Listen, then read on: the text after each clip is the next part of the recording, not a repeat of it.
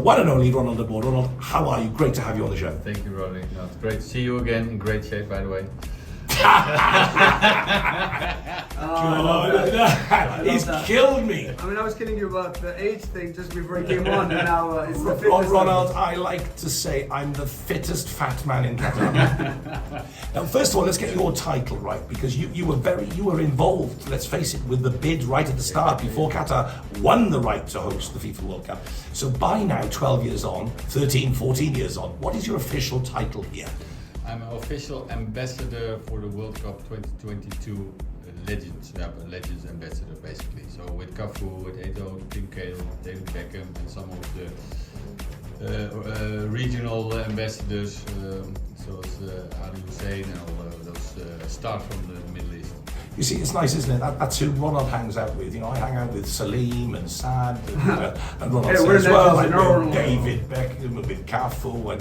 But listen, you're a legend in your own right. 2 World Cups, a fantastic achievement.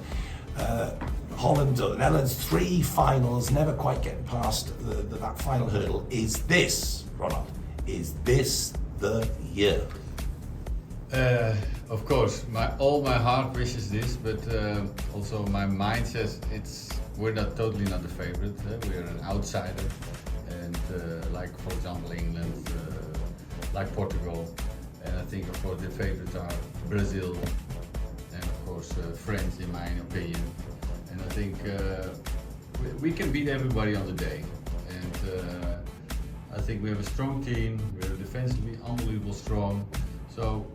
Opponent who will face us will have struggled to score against us, and yeah, I mean 50-50 for example tonight against Argentina. They have Messi, but we have a team. Yeah, I mean you guys do have a team. That's the thing we spoke about. Netherlands flying under the radar. I would say their performances in the group stage were very professional. They got the job done.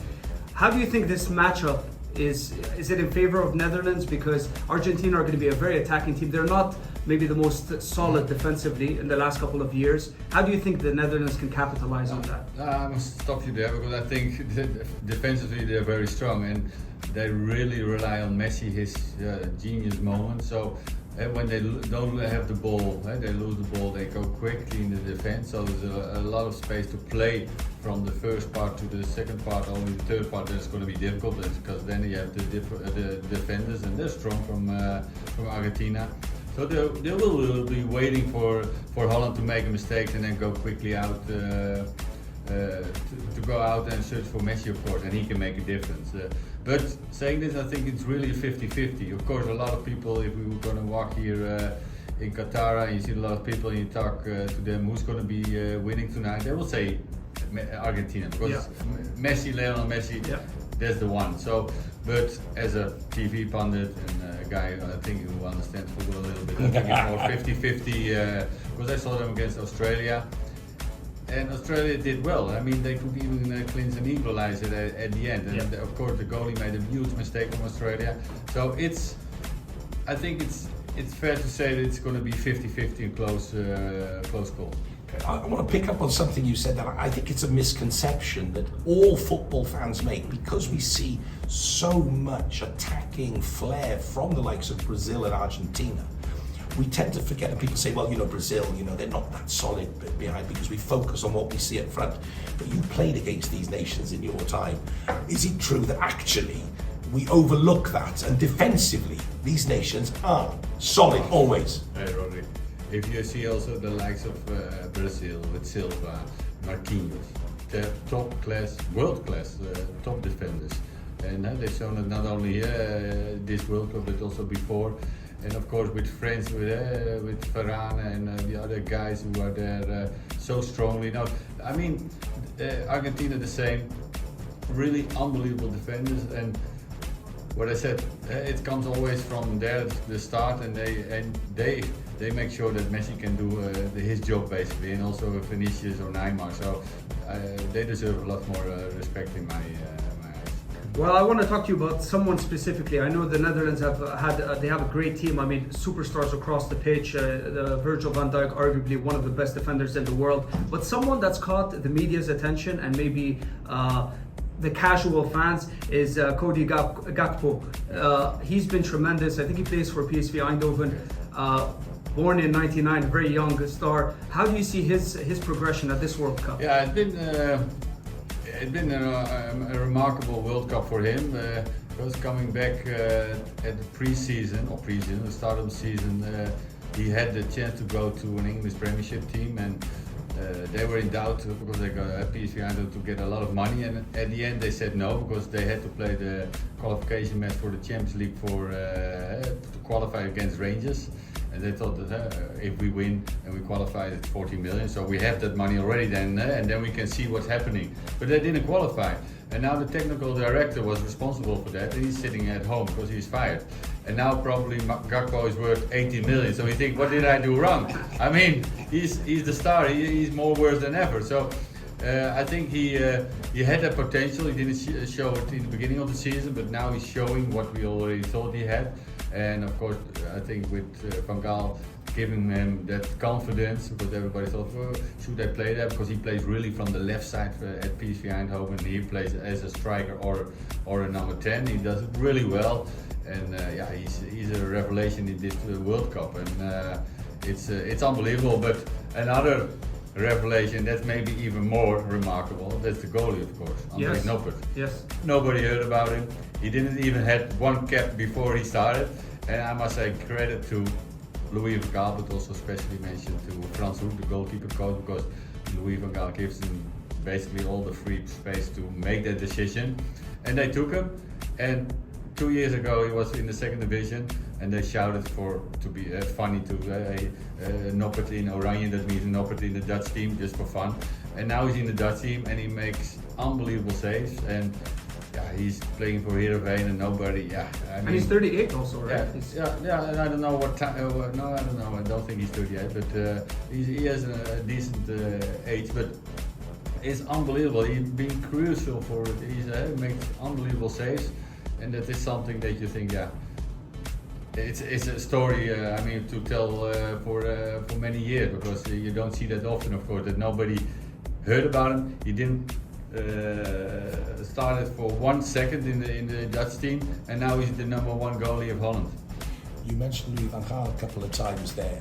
You know him better than most. You've worked with him over the years. You know how that mind works.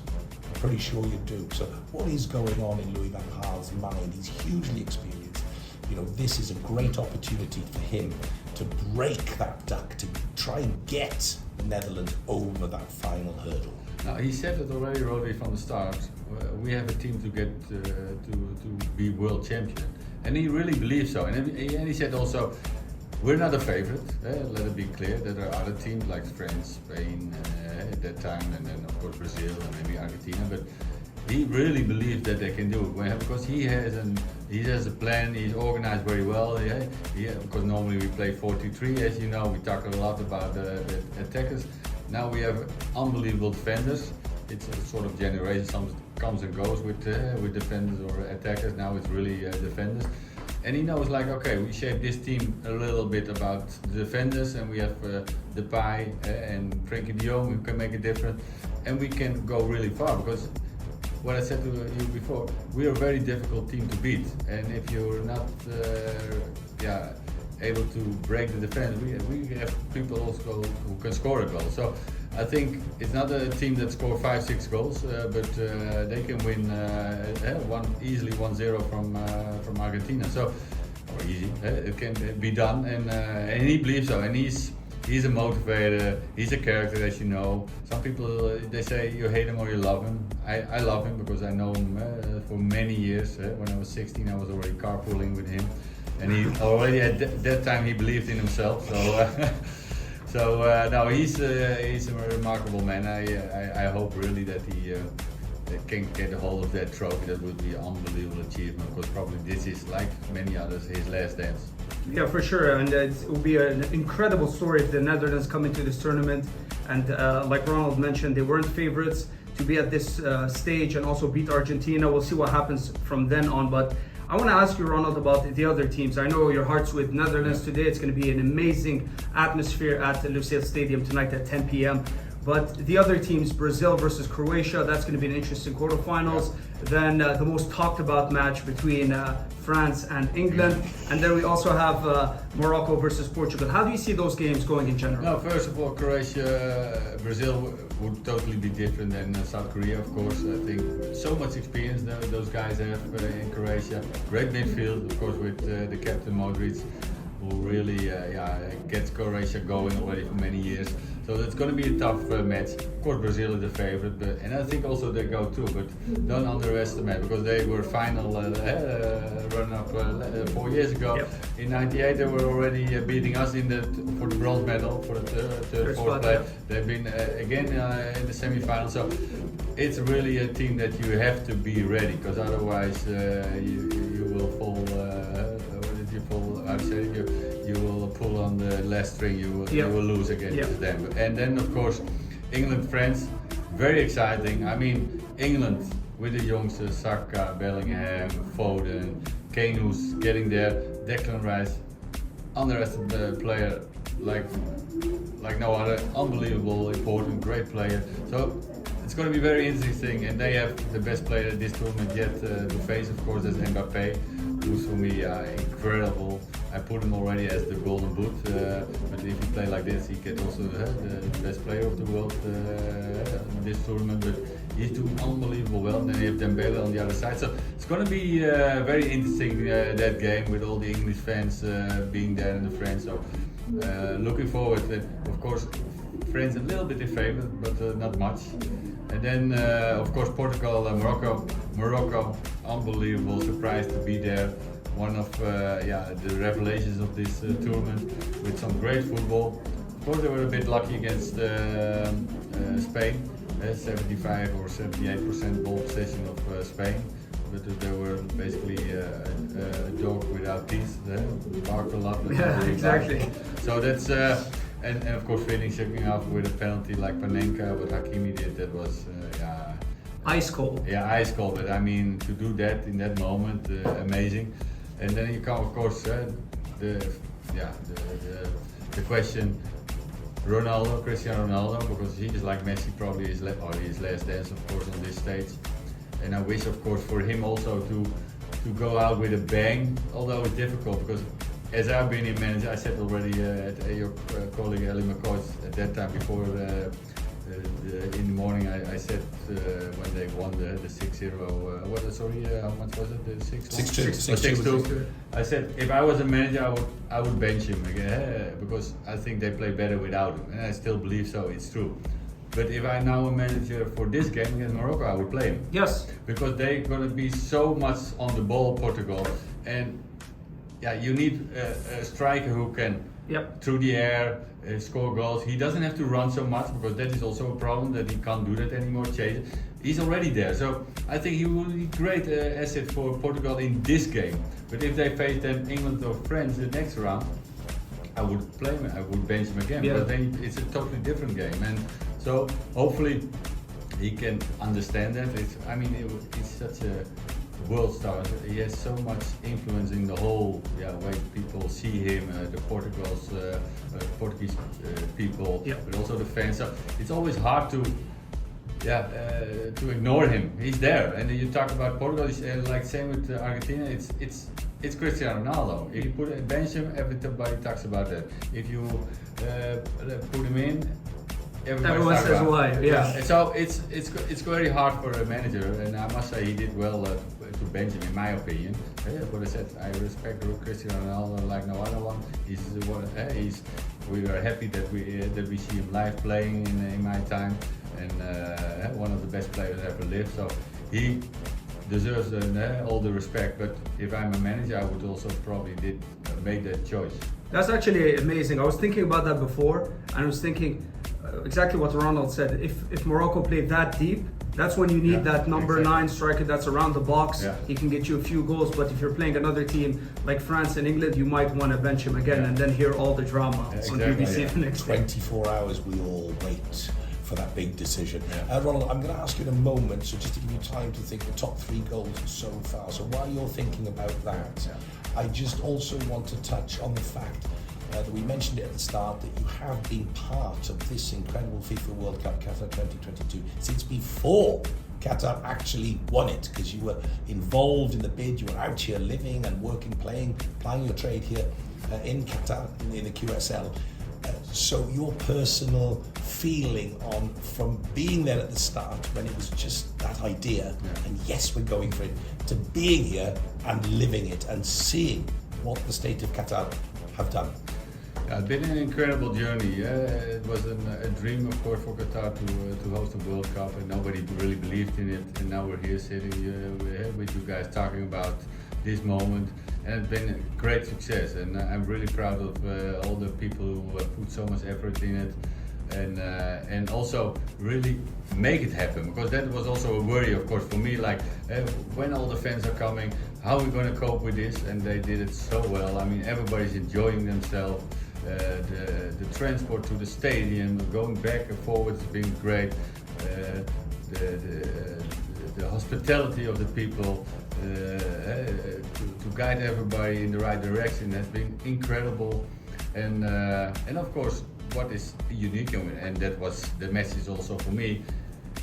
It's so unique because of the compact thing. And then you meet people, they saw 3 games in one day, and they see Messi in the morning, and at night they see player Mbappé. It's a dream come true. Exactly, but because people always think in Holland that we fill the stadiums, we know everything about football. There are so many people from all over the world who love football, who adore football, who watch football every day. They talk about it, and not only about Messi, but all about other clubs, English clubs or nations or whatever. And now everything comes together because they fly from every direction here. And I think that's the beauty of this World Cup. And everybody that I speak, but also people who were critical, they change their mind now a little bit. Yes. And I think say, hey, this is a very unique World Cup. And I think it will never be happen like this again, because or you must make it as a sort of Olympic feeling, a World Cup. So you go to Madrid, for example, and you only host it in Madrid, but you're not going to fill 6 or 8 stadium probably there, or you're putting down. So that's going to be a unique moment. Talking about the winter, I said before, if you never tried it, you don't know if it's working or not. I think it worked. And maybe we'll go back to the summer, there's no problem at all, of course, but this has been a unique experience for everybody. We see, I saw a statistic, never been run so much. The people on the pitch, the players, they run more than in 2018. They're probably more fit than at the end of a season. So a lot of benefits. And I said also before, all the other World Cups, they've been special in their own way, but this is also definitely a special one, and I think it's definitely in the top 3 for everybody, I guess.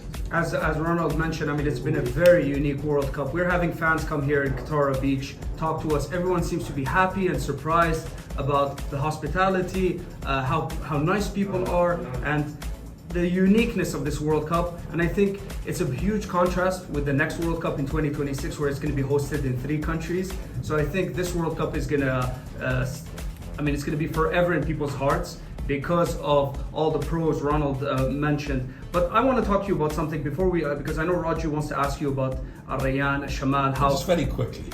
I just want to know, as a football player, how much pressure is it involved when you play a big World Cup? You played in 2, in 98 and 94. So how do players think? If I want to get it from a player's point of view, is it more pressure than playing your week-to-week club football? No, if you play for Ajax, the pressure is always high because a draw is like a loss. So, and with the Dutch team, it's the same feeling. You have to win every game. And it's also a knockout most of the time, so there is a lot of pressure on your shoulder, and you know the whole nation is looking. And if you think about it, like when I missed the penalty against Brazil, probably 1 billion people saw that missing. If you think about that, then you feel even more pressure, but you don't think about it because you think about the game, and you know the pressure. I mean, you're used to it. So, and playing for your country, wearing the Dutch shirt, that gives you already so much pride. So you do everything for this moment. This is where you want to be.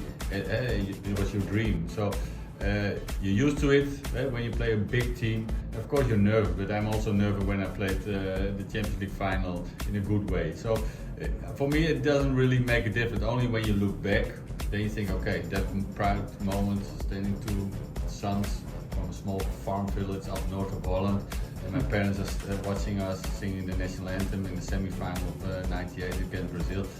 I think those are proud moments when you reflect back to that moments. And I'm father of 6 kids, so you know how important they are, and if they do something incredible or nice, even now when it's small, of course, when they're young, you're so proud. So you can imagine how my parents will feel at that moment. So I think more back in those things. And of course, you think always back on the bad moments, like losing the final against Juventus with the Champions League in '96, but also missing the penalty, of course, thinking, what if? Yeah, the what ifs about football. There are many of them. The what ifs about life, the what ifs about football. Just touch quickly on Qatar. You finished your career off here in Qatar, and one of the teams you played for, one of the big sides here, Al Rayyan, struggling. We'll start the QNB Stars League after the World Cup now, and I look at the side like that. Do you still keep an eye on that and think, oh, I wonder if I could come back and do something for them? If I have my right knee is perfectly healthy, if I had that also on my left one, and I say, where do I sign? Because I feel very, you said already, I look very healthy. No, I feel also good, only my knee is not great, and I'm 52, so I'm realistic. But of course, when I'm here, you ask, and I see some people who I work with Al Rayyan, it always brings great memories. The red and black stripes, and it's been a great period. But also Al Shamal, a team what was basically nothing. I think we put a bit of a professionalism into the team because they thought, oh, the two brothers de Boer are coming and just got here for the money. No, we put our sleeves up and make sure that they were on time and training and give our thoughts about how to be a professional football player. I think so. It was also a bit of giving back to this country, and we embraced the country. We had an unbelievable time, and football is developing, and I think football also this helped the youngsters, of course, from Qatar to play football, and hopefully we'll see, hopefully in a couple of years, a big star in the European team. You did embrace the country, and everybody here I know appreciates what you've done and continue to do. I love seeing you here. I've got to say, when I first met Ronald here, I was working for Al Jazeera Sport as it was at the time. We went to play golf. By the way, don't ever play golf. Or you don't like golf, but don't ever play with Ronald. He's a bit good. And I remember then, we got dropped off, myself and Trevor Francis, and who else was with us? David O'Leary. And we got dropped off at Ronald's house, and we were staying in the Ritz-Carlton. And Ronald said, okay, I'll run you back now. So we were in his house, so I took my golf clubs towards the car. He said, no, I'm not taking the car, I'm taking the boat. so Ron, I jumped in the boat with my golf clubs, and Ronald whizzed the boat around and dropped us off by the Ritz-Carlton. I just want to know who won. It was definitely Ronald. All right, Yeah, that's what's more absolutely. important. So it's great. Can't have a name. So just ask you the top 3 goals then so far. You've seen this week. I would say the number 3, the team goal of Holland, Memphis Depay, from the goalie all the way from the back, and then cut back from Dumfries and then the goal. Number 2, because of the moment, the pressure, the ice coldness of his heart, basically, Hakimi, the Panenka. Because it's most of the time it's not the beauty, but it's the moment. It's unbelievable. When you make it, you're into the next round. So the Hakimi, and the third is, I think, Richarlison, but not the half volley, but also a bit of team going when he was a little bit, how do you call it, with his head 3 times, and then a 1-2, and then scores. That's also for me a really, really unbelievable goal. Of course, Mbappé scored some cracker, but this, there are team players involved in that. Yeah, sort of tiki-taki, but also a little bit genius with his head, and then Richarlison. So he deserved to be, also because of his other half amazing goal. I think it was bicycle kick, bicycle kick, but that was, in my review, his first shot was not great, but then he reacted quickly. But this one was like really worked out, not with his head 3 times, but then the movement, passing through, and then along to the goalie. It was a great team goal. Amazing goals. I mean, this World Cup, we've been spoiled. We get to watch the games. I mean, there's games tonight, late kickoff between Argentina and Netherlands. Ronald, I have to press you. I know you said it's a 50-50 your hearts with Netherlands, but I need the score prediction. I said 2-1 for Holland. 2-1 for. That's the exact same score you said. Did you talk to him? No, Like I didn't. 98, we won 2-1. That was. I was telling you, forgot about the commentary when Dennis Bergkamp scored that goal. Yes. It's iconic. I, I can't believe you forgot it about came that. back to me. I'm getting old. I'm 54. Ronald's only 52. Now, what I want to know, just to finish off and say thank you very much. Are you working on tonight's game, or are you going as a fan? Or will you be wearing an orange shirt with a matching orange tie and an orange hat? Are you Mr. Orange I will tonight? be there, Robbie, as a fan. I will wear my Dutch sweater, just a very nice, bright orange sweater. Because it's getting cold today a little bit, so it's also for my benefit to wear that sweater. But it's going to be a nice. You will see me probably in the stand. So, Ronald, try the Gatra and Agan. Yeah, I have the one.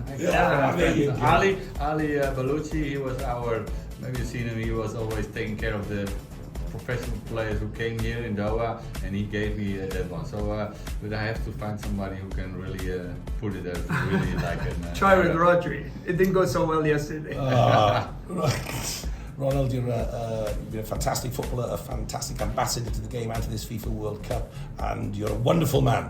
Thank you very much. Always enjoy having your See you company. at the steakhouse. You said you don't eat meat. You've gone No, fresh. it's true. It's true. Look, it looks so But good. if it's free. I make the promise right now so we can hold you Hey, to listen, to get you to my place, I'll go and catch the fish for you. How's that for you? it. Sounds good. Thank you so much, Ronald. I appreciate it. Thank you.